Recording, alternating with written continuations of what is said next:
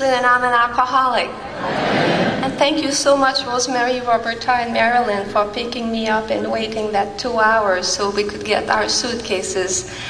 Thank you so much, Lee and Anne, for inviting me to share with you today. What a bliss this weekend has been. I'm so overwhelmed with all the experiences, what I heard, what I felt, what I did, just to observe you, loving on each other, a great opportunity for 12-step work. I love my commitments in Alcoholics Anonymous, and thank you so much for giving me one. They're laid out a little bit ahead of me, and it helps me stay centered and grounded in my sobriety, and I feel safe in that. I just enjoy all the speakers and the workshops. It's so wonderful that there is always something to learn, no matter how long we've been in this program. If we just keep showing up with an open mind, we learn and we get better, and it's just a wonderful experience. Welcome, those of you who are new to Alcoholics Anonymous, you're home. And if you don't want to, you never have to take another drink as long as you live, if you don't want to. So welcome to Alcoholics Anonymous, and my understanding is that Florida has some of the best AA, the best AA program available. So you are very blessed to be here. I'm not sure what I'm doing up here. I want you to know that I did not volunteer, I was asked. And I don't know what Lee's criteria are to pick speakers, but if you think that I have some wisdom to impart to you, that I'm something special, that I know some things that other people don't know, I would like to eliminate that myth right away. I'm newly married. About 4 years ago, I got married for the first time, so there was a reason for that, and we'll talk about that later. A year ago, my husband and I attended, he's a sober member of Alcoholics Anonymous as well. We went to a Saturday Night Live meeting, and I was asked to be the 10-minute speaker. So I walked up to the podium like this. My feet hurt. And I told them that the night before, my husband and I were on our way to the couples meeting, and we had a fight in the car. And he stopped the car at the on-ramp traffic light, and I spontaneously got out. I'm just kind of free-spirited, and I'm an adventuresome kind of a girl, and I bring all kinds of excitement, and I decided I would just walk home to show him. Well, I started with high heels and socks, high heels only, and I finished barefooted. It took me an hour and a half. I had the cell phone and money. I could have hailed a cab, but I was going to show him, so I just walked home. And if this was a group of normal people, you'd think they'd wonder, how long sober has she been? Or maybe you're asking that yourself. But this is Alcoholics Anonymous, so I was invited back to be the main speaker. So if you have a problem with this, you go talk to Lee, because he's heard me before and he knows what's coming up. If you're new and you are worried that maybe you're not good enough for us, well, don't you worry. The bar is set very low.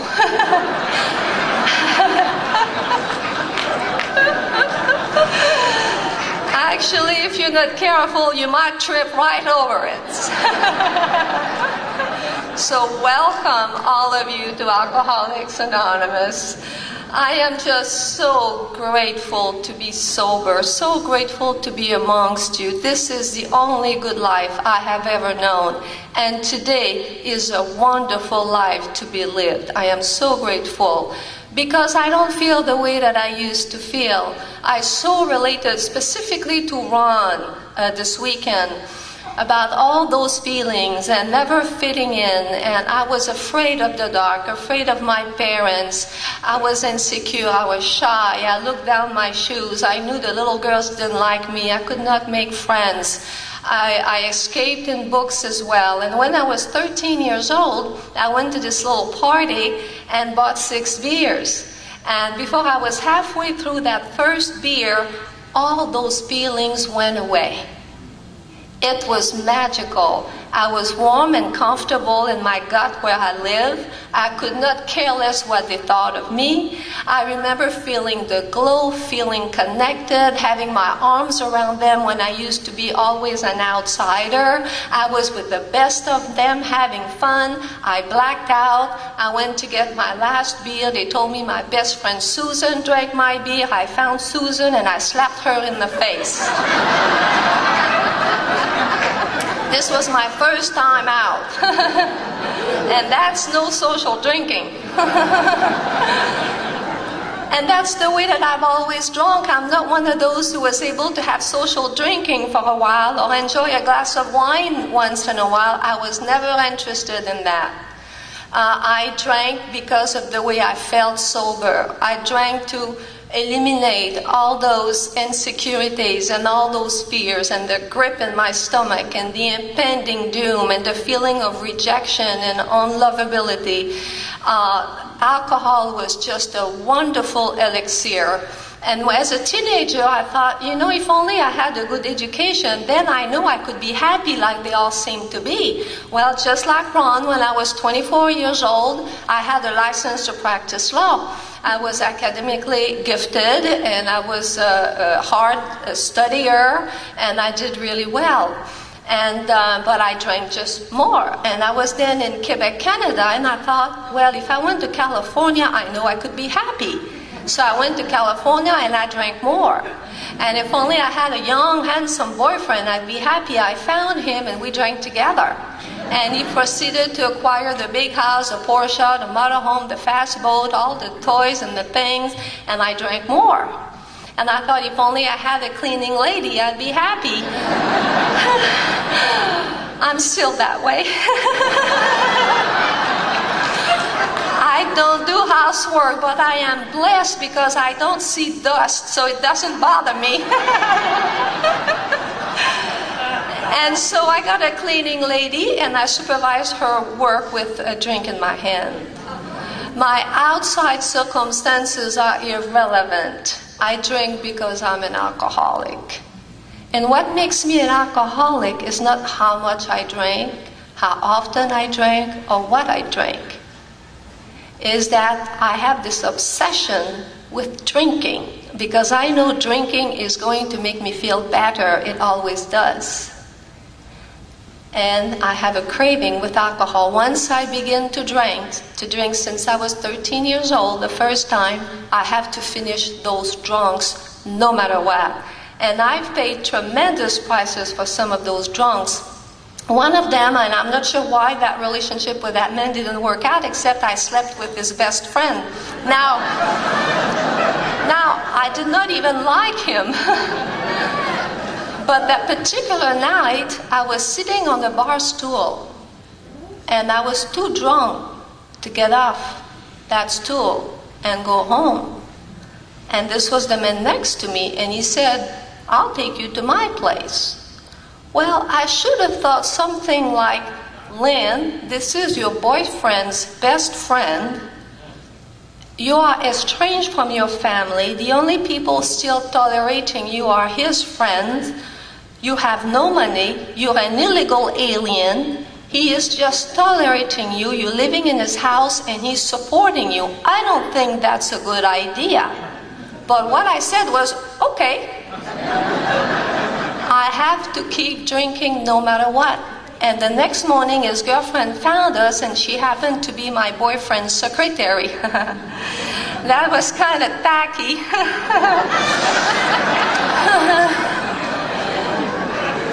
And so I stayed at his place for 2 or 3 days, and then I got a phone call from her.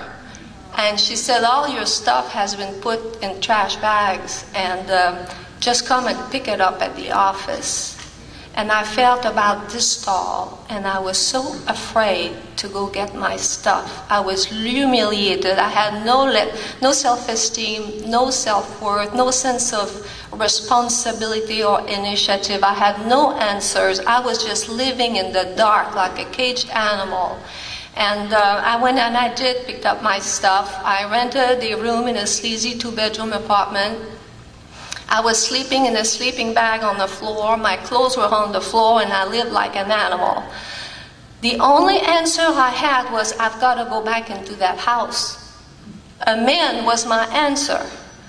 And I had learned how to reseal Mexican tiles, and so I called him up. He has hundreds of those tiles in that beautiful home on top of the hill. I said, hey, I'll redo your tiles for free. He said, okay.